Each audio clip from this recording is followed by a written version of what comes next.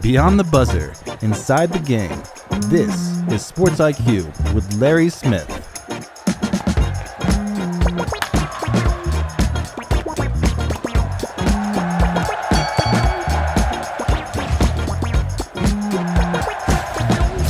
Okay, you're listening here between naps, so we've got a great show for you here as we continue our holiday coverage on the Sports IQ. Larry Smith, Tony Cordero, Josh Ewing as well, the three of us working to bring this to you each and every weekday. Hey, three great segments coming up. Victoria Jackson talking about women's sports, and that's a great conversation. That's here in about a minute here.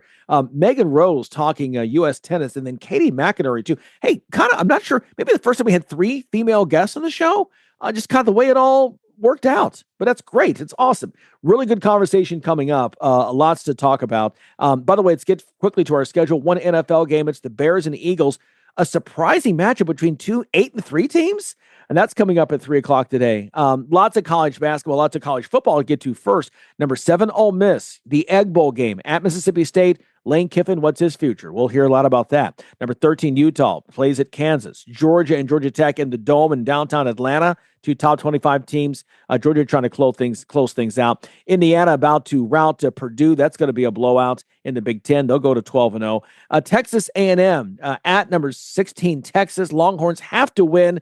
Aggies trying to finish out an undefeated regular season. Also later, it's Arizona and Arizona State out of the Pac-12. Make that the Big 12 now. By the way, the big games tomorrow, Ohio State, Michigan. Texas Tech is at West Virginia. Miami, Pitt, ACC, lots of big ACC championship game implications there. And then UVA, Virginia Tech, as well as Alabama, Auburn tomorrow. College basketball today, 12:30, it is UConn, number 5 team in the country, taking on number 13, Illinois at MSG.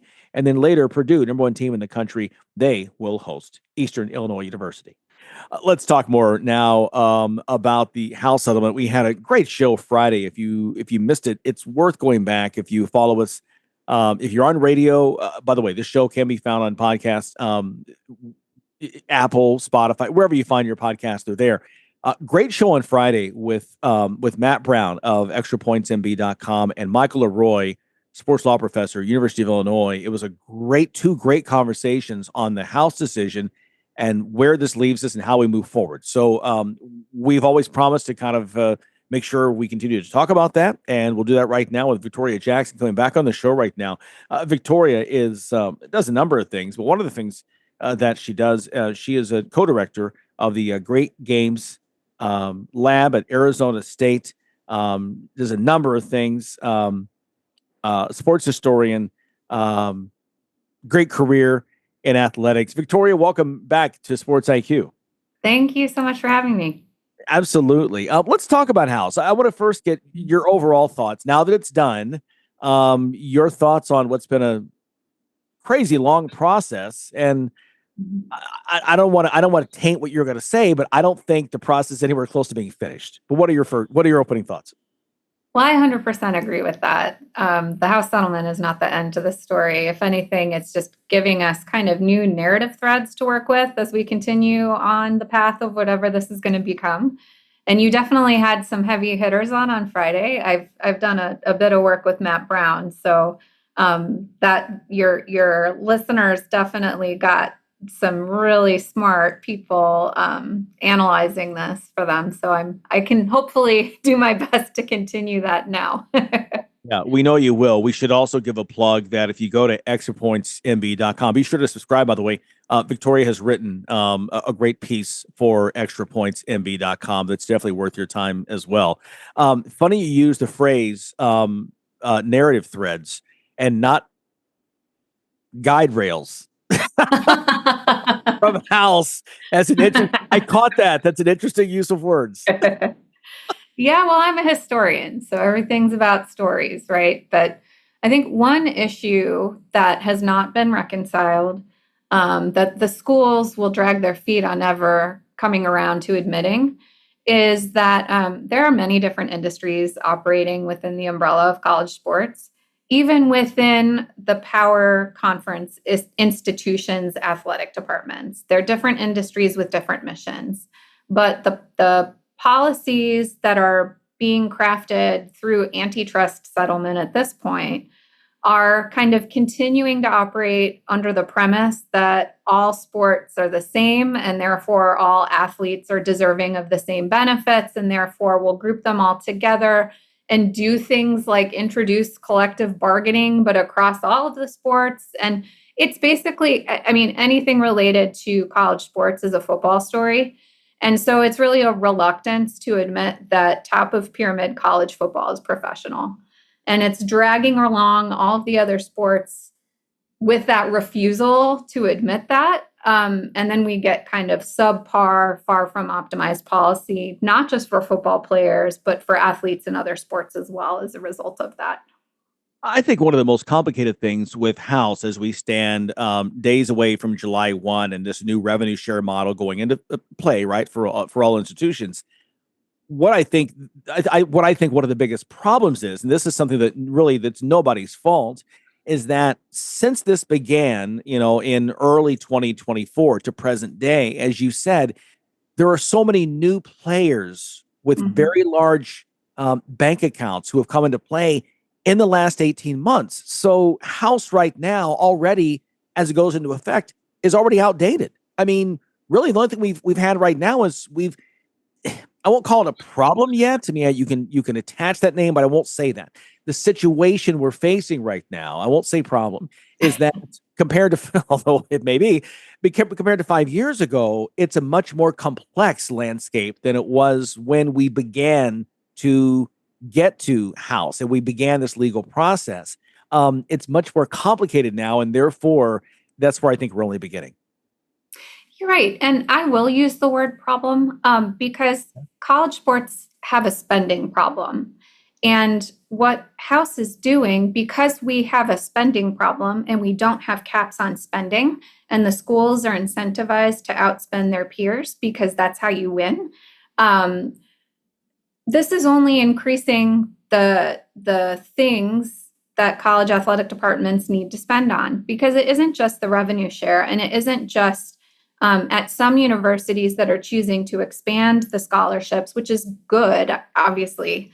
They're also needing to hire general managers, because if you are introducing, and I'm sure your guest on Friday, we're talking about this, like you have to hire a whole new category of staff to oversee contract management and recruiting and the management of that whole industry. But you've also got this weird business model that was already in existence. And so, one interesting piece to what we've seen over the past 20 years is, efforts by athletes and their allies to expand the benefits and rights of athletes, not just pay, but ensuring they get a quality education and lifetime scholarships and an ability to have a quality degree, if that means extending it out to 5-6 years once your eligibility is done, so you can finally focus on school and medical and insurance and all of that, but also, increase spending on education and now this final revenue sharing piece. And that comes with a price tag too, but the effort from the powers that be has been to police what the athletes get. And so now we're seeing, you can't put caps on things unless there's collective bargaining or you get limited liability protections or antitrust protections from Congress. But I have yet to see a draft bill, circulating either on the House side or the Senate side that is not just trying to police and restrict what athletes get, but is also saying, you know what, we should probably ask for limited liability protections around coaches' compensation or these crazy multi-million-dollar buyouts that coaches get. Maybe we can place limits around that because we have a spending problem here. And how about, like other professional leagues around the world, if we care so much about competitive balance, why don't we put a cap on how much an athletic department can spend on football annually? And then we see things kind of come down into the space of reasonability and rationality again, but we're not there. So yeah, there's a problem. It's a spending problem. And it's good that athletes are getting a greater chunk of the pot, but the reaction that I'm seeing from college sports leaders is not to reduce the pie in other spaces, but to just find more resources to grow that pie so that you can also pay the athletes and continue to spend outrageously on all of the other things. And isn't there a limit to all of this? I just feel that, there's a return on investment, and I get it. I know there are those boosters out there who are proud of alma mater or the school that they support, and they're willing to write the checks. But at some point, this isn't sustainable. I mean, I just don't. I mean, is there enough money when you play this out over 10 years to keep this up for so many programs? No, I think it's a bad business model.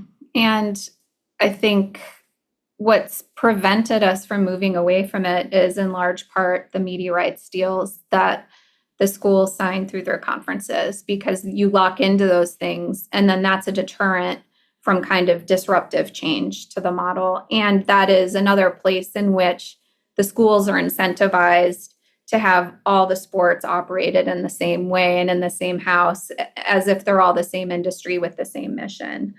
So no, the timing also couldn't be worse as far as trying to get higher education leaders to pay attention to this issue, because they are facing much greater crises than what's happening in college sports right now.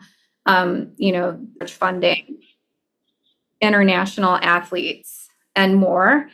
Not just athletes, international students and more. And so I think it's even more important for the people who recognize that we need more of a disruptive change to get to work on that, because higher education leaders are preoccupied. We need to do that work for them and show them the pathway forward, because they've got bigger fish to fry in this current moment. Yeah, this is a lot going on. Victoria Jackson doing a number of things, but she's a sports historian at Arizona State. I want to talk about, how does this affect Title IX and women's sports? We've heard out of the Trump administration, Linda McMahon, the education secretary, basically said that they're not going to enforce Title IX with this. It feels like they're going to get squeezed out, the women's sports. I hope that's not the case. It is just, when you look around, you again, the money is going to be put toward football and men's basketball. In most cases, that's going to be the lion's share. Where does women's sports fit into this?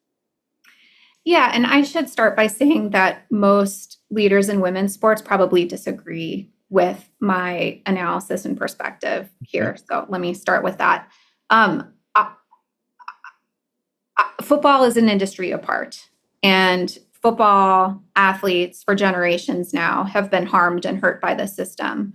And athletes in other sports have been in situations in which they are more likely to be beneficiaries of the system. So I can raise my hand and say that was my situation. World-class academic and athletic experience at the University of North Carolina, paid for by football players who were denied that world-class academic experience because I was at Carolina in the kind of twilight of that mass academic fraud that was happening. And so I've felt responsibility ever since then to work to ensure that football players get a better deal, better educational experiences and outcomes, but also the recognition that football is a professional sport, and to say otherwise is disingenuous. And it's not greedy or morally corrupt to want to get paid when you're excellent at what you do. And in a performance art like music or theater, we'd have no problem with talented, excellent performers making money for their craft. But for some reason, we do with athletes. And I think it has a lot to do with race. And so on the flip side, with women's sports, I've long said, I think women's sports will also benefit if they have an opportunity to come out from the shadow of football. And I think one pathway forward and kind of optimized policy solution pathway is to spin off football. And to allow sports more policy and that is in service of athletes in a sport by sport manner. And for Olympic sports, for women's sports, the mission is different, particularly when we're talking about Olympic sports and Olympic development. And so to have leaders in soccer who care about soccer, working with the U.S. Soccer Federation, thinking more holistically about the broader American sports ecosystem as it relates to soccer. How do we serve an athlete from youth and grassroots through the scholastic system and college and then beyond? And so, there have been 2 Title IX challenges to the House settlement so far, 2 different law firms with groups of athletes. They're trying to present the case that's more in line with the Biden administration's interpretation, that Department of Education's interpretation of Title IX, which said actually, yes, NIL payments fall under the pots of monies that should be subject to our gender equity laws. And so as a historian and someone who cares about football athletes, I found that super interesting because it's forcing schools to say, actually, this form of pay and revenue sharing that we're introducing with football players isn't a scholarship, it's pay for play. And therefore, it isn't subject to Title IX because it isn't scholarship monies. And scholarship monies are the only form of money that has to be done equitably. So if you have 55% of your athletes who are men and 45 who are women, your spending on scholarships has to be in that ratio. And so by saying it isn't that, it's pay for play. And that then opens the door to employment status, collective bargaining, professionalization outright. And so I think spinning off is a better path forward for everyone involved. Football players, women's sports, Olympic sports. It feels like inevitably we can fight it, that we're headed that way down, not in the next 6 months, but down the road. That's what's coming. Good place to leave it right there, kind of where we began with this. So, Victoria, it is really good to talk with you. Hopefully you'll have time to join us again because we're just starting this conversation. Oh, I'd be happy to come back. Yeah. Thank you so much, Larry. Awesome. Thanks so much. Victoria Jackson, once again, talking about the House settlement, NIL. We could talk a lot of other things with her. She's a fantastic sports historian, also co-director of Great Game Labs at Arizona State University. By the way, great website, greatgamelab.asu.edu. If you're interested, we encourage that. Victoria, thanks so much. More to come. Keep it here. You're listening to Sports IQ with Larry Smith. I want to talk a little tennis with you right now. Megan Rhodes is the managing editor and head of business development and operations for USTA Coaching. It's a new United States Tennis Association division. Megan, good to talk with you. Could you kind of give us an overview of the new coaching initiative that the USTA has announced? Yeah, we're really excited. USTA Coaching is a new national platform that's been designed to empower, educate, and support coaches across all levels within the United States. So think anyone from a parent that wants to introduce tennis to their kids for the first time, to a high school coach, or maybe a part-time volunteer, all the way up to the full-time teaching professional. So a really holistic platform, a one-stop shop for people who really want to deliver tennis in their community. And USTA Coaching is here to support that journey. You know, USTA, I mean, obviously it's been around for a very long time and has been such an integral part of our sport, not here in our country, but clearly an impact worldwide. What did you see that was missing or that needed to be improved or needed to be changed that brought this on? It's a great question. So USTA has a strategy to get 35 million tennis players in the United States by 2035. And so in order to achieve that, we really looked at 3 pillars. 1, do we have enough participation opportunities for players? 2, do we have enough courts for them to play tennis on? And then 3, do we have enough coaches to deliver the game across the country? And unfortunately, right now, we don't have enough coaches. And so USTA Coaching was really born out of this idea that we really want to recruit and retain more tennis coaches of different levels, different background, different experiences that really want to deliver tennis in their community. And so we really feel like we're going to be helping and filling that gap and having more coaches as part of USTA Coaching that are going to go out and deliver great experiences for players everywhere and really help with that retention. Did you see a drop in participation? You said the coaching was down, but we've joked that on the professional level, on the world stage, that we've got some players now, but we went through a period of time there where we didn't have Americans at the very top levels competing for Grand Slam championships. Now, again, things are cyclical, and there were great players from other countries. But was there a reduction in participation for a while?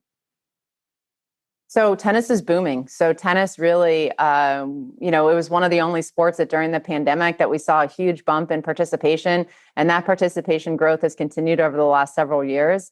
And so we are thrilled. Tennis is as popular as it's ever been. And so we really want to make sure, again, that we have enough coaches that are going to support that boom. So, we want to make sure that there's not a one in, one out type of a situation, but for every player that gets out on the court, no matter what their level or ability, or what community they're in, that there's a coach that can really help support that journey. And again, that can be even just a parent introducing tennis to their kid for the first time, or a really incredible high school coach that inspires the kids to stay in the sport.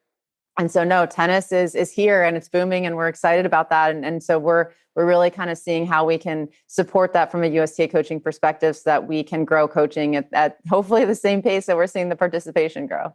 Nice. Awesome. Talking with Megan Rose of USTA Coaching. When you mention what does good coaching do for young players, not only from an ability standpoint, but even just from a confidence standpoint? We know how important coaches are. I mean, I think we can all remember, if we grew up playing sports, a coach that really made a positive impact on us, and then maybe a coach that didn't make such a positive impact on us. And so, as we see kids coming out and wanting to experience the sport, parents have a lot of choices now as it relates to youth sports. And so the more coaches that we have out there that can deliver playful, fun, inspiring situations for kids that are getting on court, the more likely we are that they're going to continue to play. And we know that tennis is a multi-generational sport. It's a sport that a parent and a kid can play together, a kid and a grandparent can play together. And so how can we inspire kids? How can we give them the confidence and the tools that they need, that they go back home and they're like, man, Mom, that was so fun. I can't wait to go play again. And we really feel like with USTA Coaching that we're providing those benefits and support that can enhance all of these coaches' experience, which then in turn helps enhance the experience of the players themselves. And so we're really excited about this. We really think that this is going to be critical to continued growth of tennis participation in the United States and more healthy communities everywhere. Tennis is the world's healthiest sport. The more people we can get continuing to play, it's just healthier communities all around. And so we're really thrilled on how coaching can play a part in that. Yeah, that is awesome. Speaking again, staying with the coaching, what do you think? Let's say there's somebody listening who, is involved in tennis and maybe considering being a coach. What makes a good tennis coach? I think a lot of people would say, oh, can you teach a great forehand, or can you teach great, serve, which that's also true. But, can you inspire people to want to come back? USTA Coaching, our coaching philosophy is really built around playful, fun, inclusive environments. And so we really want coaches to know that a lot of it is just around, can you keep people wanting to come back? And a lot of that is not necessarily, I think we've all seen maybe some ugly forehands out there, but they love it and they want to keep coming back. And so, how can we help coaches want to deliver on those experiences? How can we give them the tools on different play formats, or, introducing red ball tennis at their club? So how can we really help coaches to make sure that no matter what type of player comes into their facility, no matter the age, the ability, physical, cognitive disability, potentially, how can we support coaches so that they really feel like when a player walks off the court, that they had that true connection with the coach that makes them want to come back and continue the support of their game moving forward? I was always one of those with the bad forehand, but I did go back. That's a good thing. So it didn't deter me too much. Exactly. That's all that matters. Exactly. How will this program, do you believe, will help American tennis at the higher levels in the future? Look, we've seen some incredible results of American players lately. So many great coaches out there right now that are supporting our top American players. We have our player development program here at the USTA, which has done a remarkable job in supporting that growth of American tennis. We really just think that the more coaches that we have in the United States, the more that we have at each of these different levels. So the more high school coaches, the more part-time volunteers that are at the Parks and Rec or local boys and girls clubs. And then we know that we'll also be able to get and funnel more coaches into this kind of high performance space. We know need more women coaches in the high performance space. And so the more people that we can attract into this profession, whether it's at a part-time or full-time basis, the more that we're likely to see to continue to support this high level of American players, so that we see more Americans lifting the U.S. Open trophy for years to come. Yeah, and I hope that the success we've had with these young players recently will inspire those other young players to not only get involved, but stay involved and try to climb in that. Let's say that someone listening wants to get involved. What do they do to reach out to you guys and become part of this? It's super easy. You just have to head to USTAcoaching.com. That's where you'll find the opportunity to select from one of 4 packages that we have. So it's a free package for any parents or those that are just really looking to get started, all the way to a $249 package level. And that's really for that full-time teaching professional. And so there really is something for everyone here. So again, USTAcoaching.com is really your one-stop, digital hub for all the resources, benefits, and education that you need. So we look forward to having you join us. Awesome. Megan, we appreciate your time. Thanks so much. And good luck with this. This is really exciting. Thank you. One of the great sports everywhere. And we'd love to hopefully get some more people involved in it. Thanks so much. Absolutely. Thank you. Okay, appreciate it. Once again, Megan Rose joining us. She's the managing director of USTA Coaching joining us here. And you just heard right there how to get involved. And again, go and do that. Okay, we've got more Sports IQ on the way. Stay with us.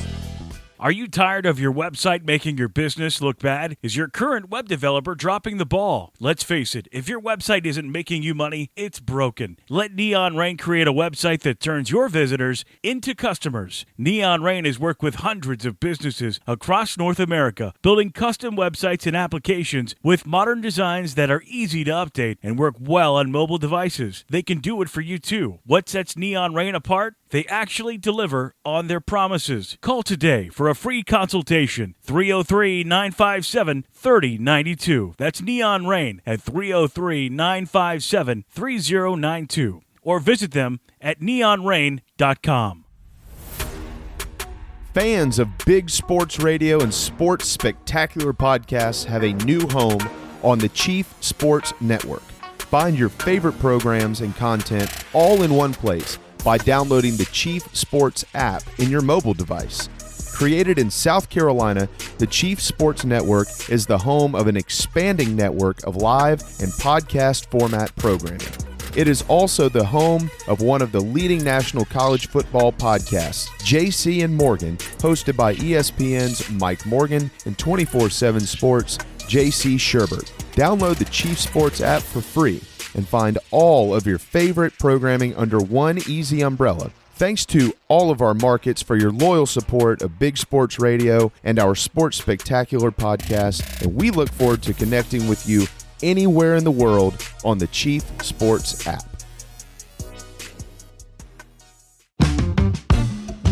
You're locked in to Sports IQ with Larry Smith.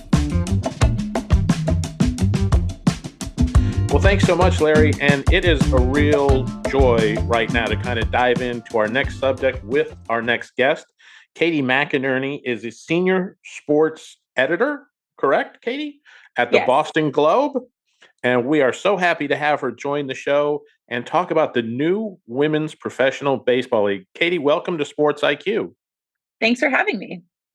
Tell me a little bit about, we all know the history of the past Women's Professional Baseball League. We've all seen the movie, great film, wonderful storyline in that one.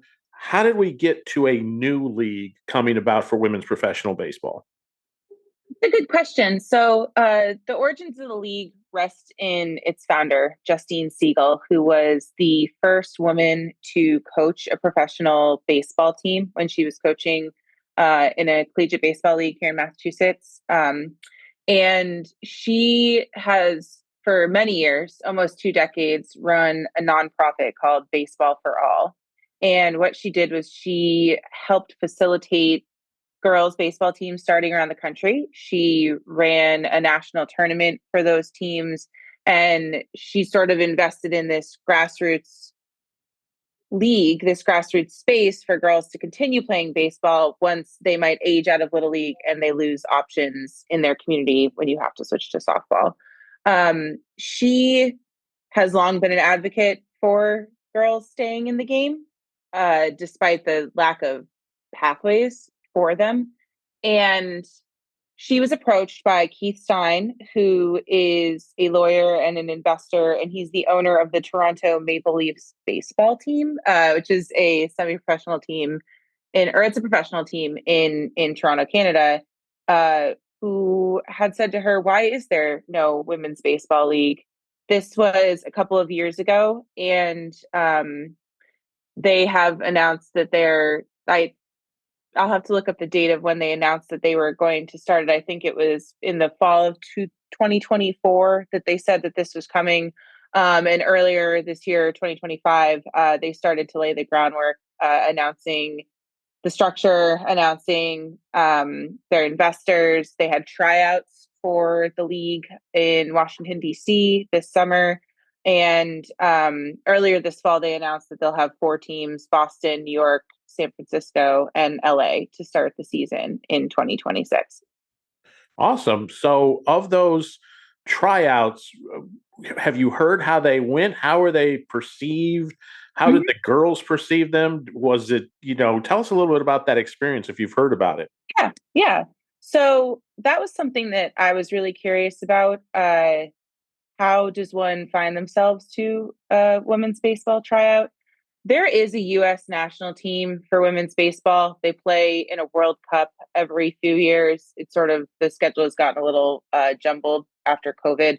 It began in 2004. And that baseball team is fed by women's baseball players. They just rarely have an opportunity to play outside of that national team structure, where they might be doing trainings, practices, not really a huge slate of games. There are a number of women who have pursued baseball through independent leagues with men. There are a handful of the women who tried out who have played college softball. What they told me, that the founders told me, Justine and others, was that there's far fewer athletes who have been lifelong softball players who then switch to baseball than you think. That was sort of what I assumed, was like, okay, you max out your college career in softball. I'm looking for something else. This seems fun. Really what it is there are a handful of athletes who played baseball as a youth athlete, played it in high school on a boys team, might take a college scholarship to play softball somewhere, and then go back to baseball. One of those, I think, is a perfect example is Monet Davis, who obviously became legendary when she pitched in the Little League World Series baseball when she was 12 years old. That was almost more than a decade ago. Now she's 24. She played college softball, DC area, and she was at the tryouts. They actually had 600 players at the tryouts, and they whittled it. Yeah, I know, right? And they whittled it down to draft eligible list of 100 who came out of the tryouts, and then about 3 dozen more who were international players who weren't able to come over. So that's another part of it here, is that there is a really robust community of women baseball players in Asian countries, especially. Ayami Sato is probably the biggest name to know. She's this pitcher. She's 35. She's from Japan. They used to have a professional women's baseball league in Japan for a while, about a decade ago. And they're often formidable in the women's baseball World Cup and the Pan American Games. And so they have basically gotten the list of eligible players down to about 130. Each of the rosters for the 4 teams will have 15 players. So do the math there. You're going to have only about half of those 130 are going to be participating in the first season. And so it's interesting because one of the things that Justine described to me was that a lot of the players who were at tryouts are players who she is familiar with because of her work in the nonprofit space, cultivating those pathways. And so one of the things I found kind of interesting with this league that I think differs from something like the professional women's volleyball leagues that are starting up right now, those volleyball leagues, volleyball is the fastest growing girls sport in America in high schools. And so those leagues, and you've got really interesting trending upward TV viewership for college volleyball. Places like Nebraska are selling out Memorial Stadium to get people in for games. things like that. Those volleyball leagues professionally are sort of starting on the they're starting off of that groundwork. Like they're working, they're trying to level up. What I think is really interesting about women's baseball is it's starting at the top. They're not necessarily trying to get girls baseball teams into high schools, which feels like a futile task. Not necessarily trying to get it at the college level. Also seems like that wouldn't really make a lot of sense. And so they're starting sort of trying to build that pathway from the top and give young girls and women something to aspire to, in hopes that they stick with the sport, because as you can imagine, so many girls, especially when they're entering their teenage years and might, need to switch from baseball. They might need, if they want to stay with baseball, they'll have to play on a boys only team. That's a tough go. You're on your own, or navigating independent baseball, which is obviously hard for anyone of any gender to make it stick and, to keep playing baseball. So it's really, it's interesting in that way. And I did find it really interesting. Justine sort of described it because one of the things that I wonder about is skill level, frankly. Really had a really great way of describing it, is that it's sort of like a survival rate. If you might start playing when you're in Little League, 9 years old, play baseball, you stick with your boys teams through high school, maybe you're playing at a junior college, maybe you're playing on a club team in college. Like if you are making it through that, there's probably the chances are is that you're pretty good at what you do, because it's such a hard road to walk. And so they're really optimistic about the quality of play, which there's no reason that they shouldn't be. And then another thing that is really interesting about the league is the rules are exactly the same as it always is in baseball. From Little League to the World Series, we're playing with the same players, the same positions, generally the same strategy. And so when it comes to reaching fans, there's a lot of optimism, because there's no learning new rules. There's no learning a new sport. And the style of play is going to be very similar. Yeah, they'll pitch slower than the Dodgers and Blue Jays did, but they do at all levels, except with the exception of MLB. So that's really interesting too, because it's sort of like a built-in fan base for them. Absolutely. And you hit on something in your answer there, talking about women's volleyball and how they're growing into women's professional baseball leagues. I've been a youth and high school official for the past 25 years. I've just recently started to get into officiating volleyball. What I like about it and seeing the girls play is the enthusiasm, the love of their sport. The play is still for each other. They play for each other. They play for love of the game. They play for the enjoyment. I think in the men's sports, the boys' sports, what I've seen on a youth level is a lot of the joy has come out of it. That so many parents are pushing kids to almost be professional at a too young of an age, whether it be baseball or basketball or football. The joy of sport is still there in these women's games. And I think that is going to be one of the reasons that people were going to gravitate to these athletes.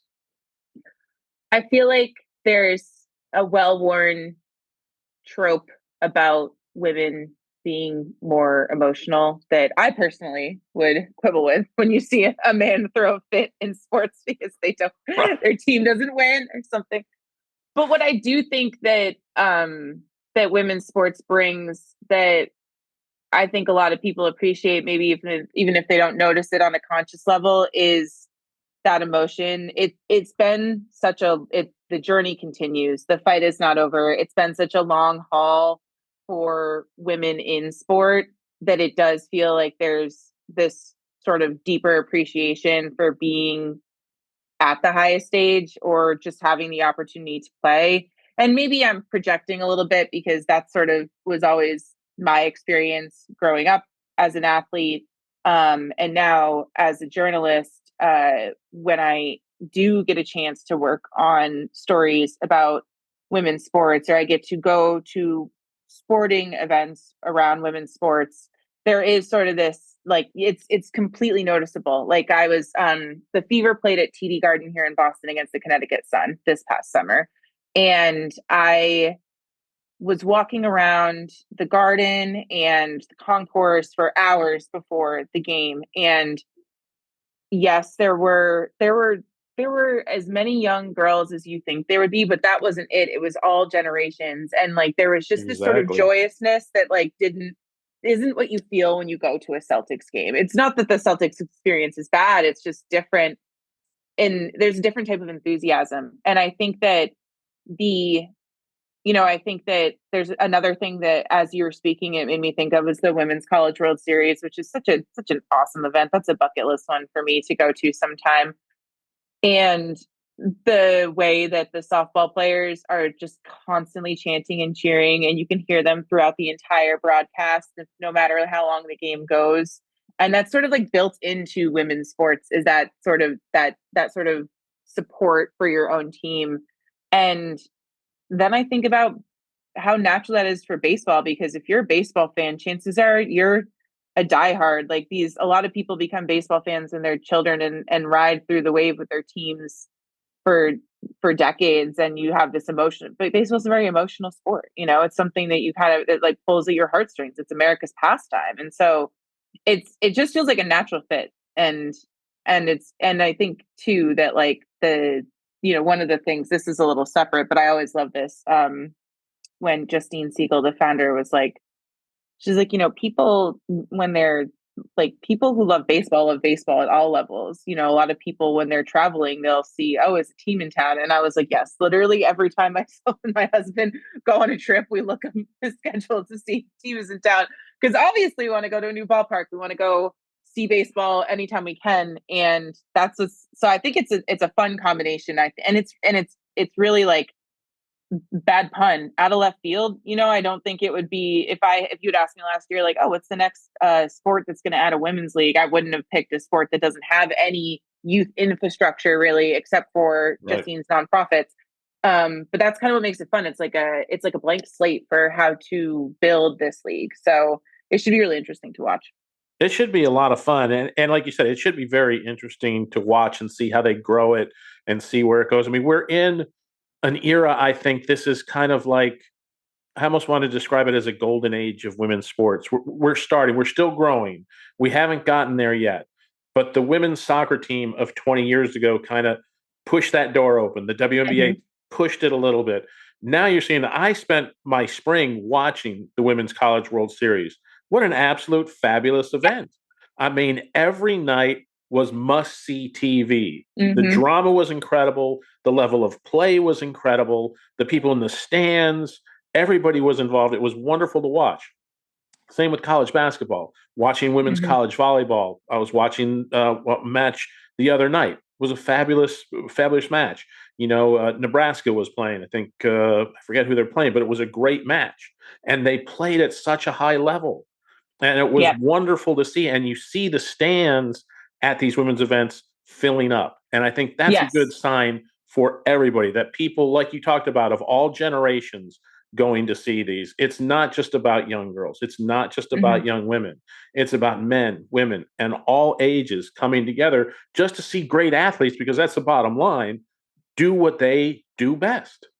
Right. And there are 2 points to that. I think that from the top level business side of it, the high profile investors, as everyone has seen how much money has been flowing into women's sports, we're talking about $250 million expansion fees for WNBA teams, things like that.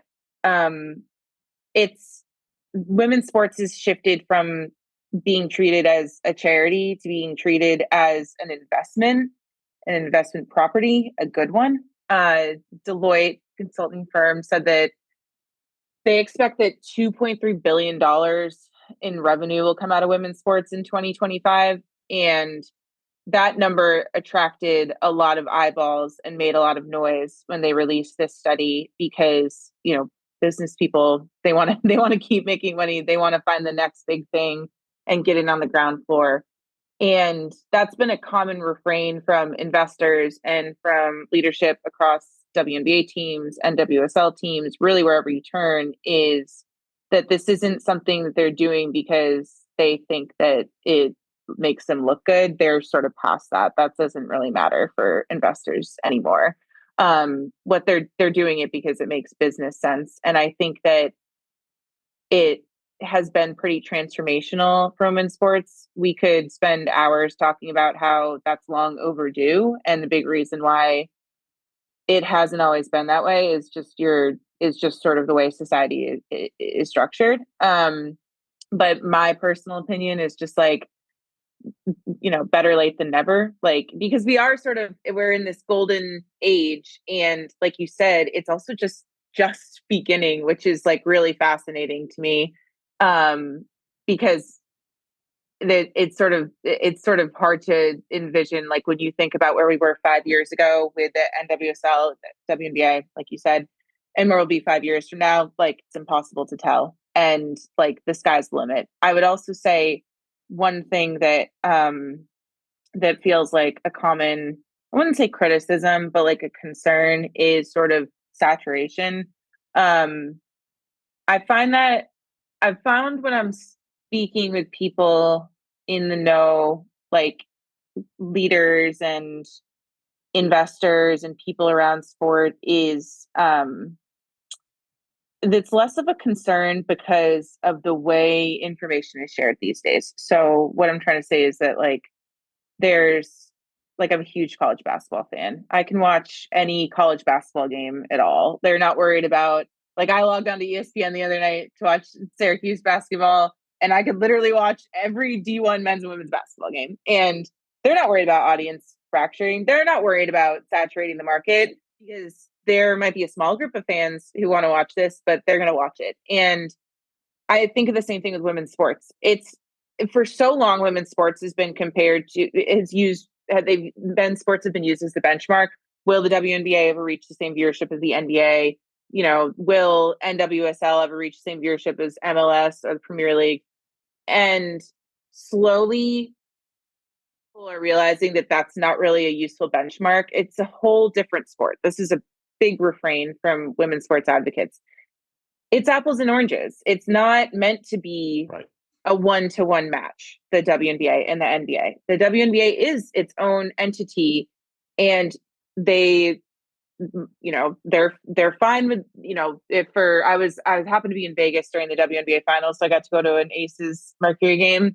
Again, when in town, why not? They seat like 12,000 people at the Michelob Ultra Arena, and it was jam-packed, and like, that's good for them. That fits for the league. That fits for the market. They got great viewership online. And that's what's really changed recently, is the idea that we're not necessarily in a spot where people are like, let's try to play catch up and directly compare to the men. And that's why I think the Women's Baseball League is really interesting, because they've said they're probably aiming to play at ballparks that seat around 5,000 people.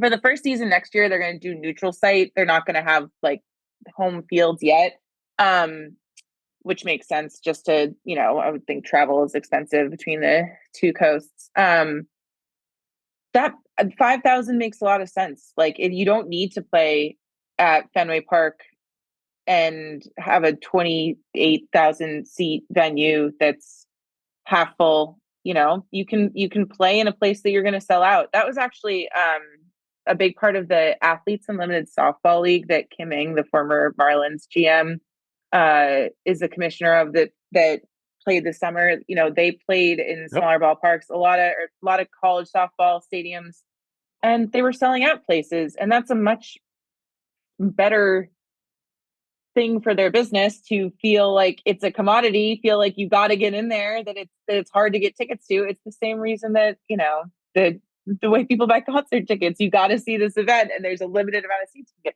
So anyway, I'm going off on a tangent, but I just think that it's a really interesting moment, and it's refreshing, because Absolutely. I think that a lot of the noise about the WNBA, especially probably before Caitlin Clark got into the league, was just how far behind it is the NBA. And of course, the NBA has like a 60-year head start, and so it's really interesting to see. And it's really interesting to see the sort of, I don't know if patience is the right word, but sort of that foresight from the leaders in charge, where they know it's a long game, because that's how fandoms happen. They don't happen overnight. Rarely do people come and say, I'm going to pick a team and support them without any background. Like, you grow up in this, like there's something that convinces you that I'm going to support this team. And it just takes time.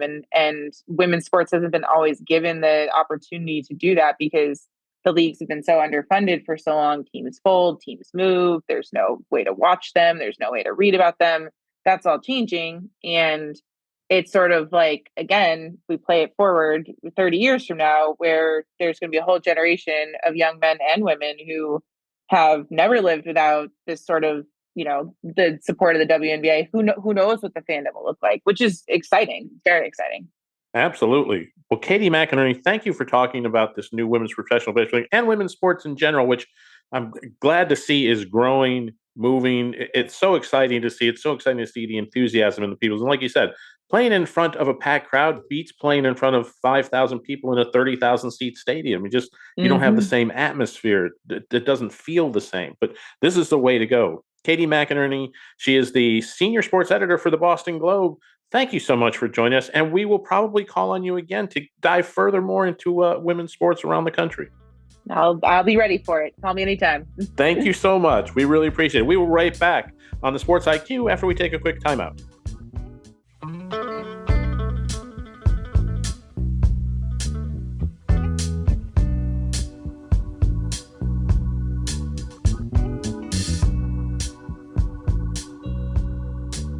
Time now for a moment of awe. And, there's a conversation, there's a debate about the best sporting moment ever that happened the day after Thanksgiving. For us here at Sports IQ, there's no question. 1984, Doug Flutie with the Hail Mary pass to his roommate, Gerard Phelan, there at the Orange Bowl as Boston College beat Miami, lifting Flutie to the Heisman Trophy in one of the craziest moments ever. By the way, Flutie for the day, 34 of 46 for 472. Bernie Kosar of the Hurricanes, he threw for 447 yards. It never gets talked about because of what Flutie did on that day as the Eagles beat the Hurricanes and put himself into the legendary status in college football. That's our show for today. Hopefully you've had a great holiday. Have a safe weekend as well. We're back here on Monday on the Sports IQ with a fresh show. We'll see you then. Thanks for listening to Sports IQ with Larry Smith, Monday through Friday. Continue the conversation at Sports IQ LS. We'll see you next time.